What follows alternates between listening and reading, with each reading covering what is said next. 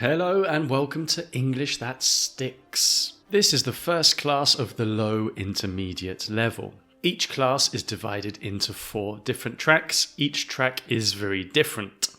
In this first class, we are focusing on the expression to be on the ball, which means to be alert, to be awake, to be very mentally agile. We are also focusing on the verb to struggle, which means that something is difficult for you. We are going to see on the ball and struggle again and again and again and again and again, repeating a lot so it stays in your mind, so it sticks in your mind. But we are not only seeing these. You are seeing lots of other things in this class. For example, vocabulary. To reach a consensus, short-term and long-term, short-term memory, long-term memory, to switch, and lots more. Grammar. The differences between to, so, and very, and also to seem, plus other things. Pronunciation. How we combine sounds. For example, super on the ball is super on the ball. Work out is work out, and other related things. Okay, so to be on the ball means that you are alert, awake, mentally agile. It can be temporary, like, wow, today you're really on the ball. Or it can be general, a general characteristic of someone. Like, give this job to Claire, she's really on the ball. That means she is generally alert, mentally agile. Conversely, if you're not thinking very well or you're thinking slowly, or things are difficult today, you can say, sorry guys, I'm not on the ball today. Are you on the ball today, dear listener? I think I am quite on the ball. So, if you are on the ball, your mind works fast, you think quickly, you have good ideas, you can solve problems, you are intelligent. If the opposite is true, you can say you are struggling, that you are proceeding with a lot of difficulty, that you need a lot of effort to do something. Now, we can use struggle in a lot of ways. Struggle, by the way, S-T-R-U-G-G-L-E. On the ball is O-N, and then the, T-H-E, and then ball, B-A-L-L. I pronounce the L at the end of ball less than other people because I'm from the south of England. This is part of our accent. So on the ball, or people from London, other areas in the south of England would say ball, the ball. So yes, listen to see if I say it differently at different times in the audio. Now, we can use struggle in a lot of ways, not just to talk about when you're not on the ball. For example, if you asked me to learn a complicated mathematical concept, I would struggle. Even if I was really on the ball that day, it would be difficult for me. In the best of conditions, I would always struggle. It can also refer to having difficulties in other situations. For example, a lot of families struggle. They struggle to pay for everything. Some parents struggle to feed their children. This refers to money. They are struggling, they are having difficulties paying everything they need to. Or some parents struggle to bring up, to raise their kids. This is more psychologically. They struggle psychologically. They have difficulty being parents. Regardless of money, this is a psychological thing. It's a big effort to have kids and to be good parents. Struggle can also be to physically make energetic or violent effort in difficult situations or against opposition. For example, if someone holds you, they hold your arms, then you struggle to release yourself. Another example would be that women had to struggle in the past to be able to vote and for other things.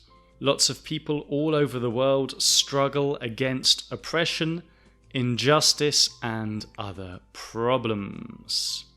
Okay, so I hope you are getting these 2 explanations, to be on the ball and to struggle. Let's look at a couple of the common mistakes people make with these 2. First of all, to be on the ball. A lot of people say this. I'm not really in the ball today. No, that is not right. The correct version is... I'm not really on the ball today. Right, yes, I'm not really on the ball today. Never in the ball, always on the ball. Now, so that you remember completely, I've got some friends to help with various accents. Which preposition is it, guys? On. On. On. On. On. On. That's right. Now let's hear that again with a lovely American accent. On the ball. Okay, now for struggle. Let's listen to this mistake. I am struggling for understand. Ouch. No, sorry. The correct version is... I am struggling to understand. Yes, I am struggling to understand. Never for understand, but I am struggling to understand. So yes, you can say I am struggling and nothing else, or you can say I am struggling to understand him, or I always struggle to do this task. So you can struggle to do something as well. You can struggle with a problem. I am struggling with this book. I'm struggling with this project. Or I'm struggling to do this project well. I am struggling to read this book. So you can use it with different prepositions and verbs afterwards. Okay, we've looked at the theory. Now it's time to put this into practice with the sentence builder. You're going to hear a series of short sentences and I want you to repeat them after me, word for word. I'm going to start with a relatively short and easy sentence, and then I'm going to add things bit by bit, step by step. And I'm only going to give you as much time as it takes me to say it. So you've got to be quick. Are you ready? Let's do the sentence builder.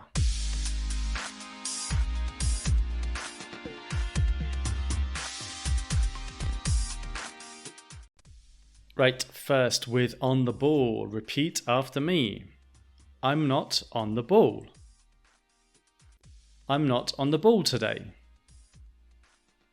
I'm really not on the ball today. I'm really not on the ball today at all. Sorry everyone, I'm really not on the ball today at all. Okay, good. Hope you're keeping up with me. Next, we're going to look at struggle. So, repeat after me. I struggle to understand him. I always struggle to understand him. I always struggle to understand him in meetings. I always struggle to understand him in meetings in English. I always struggle to understand him in our meetings in English. Okay, good stuff. I hope you did well.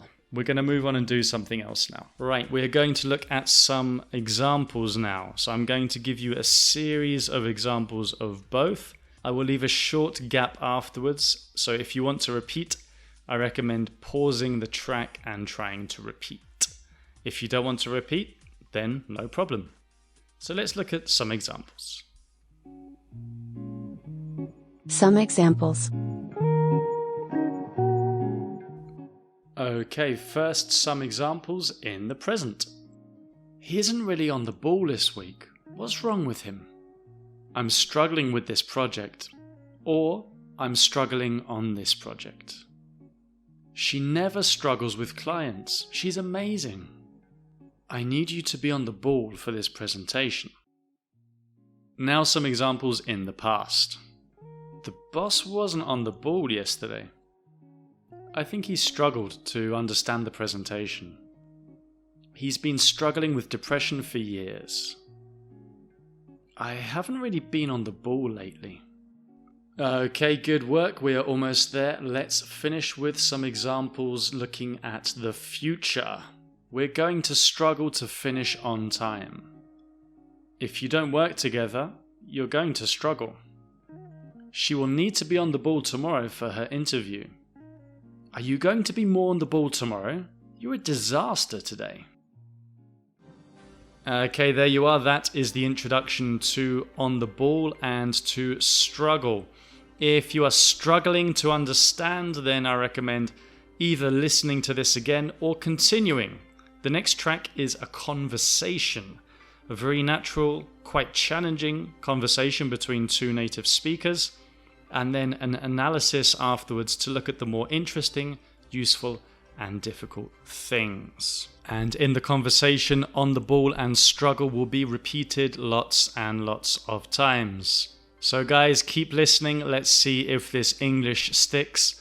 And thank you for joining me on this podcast.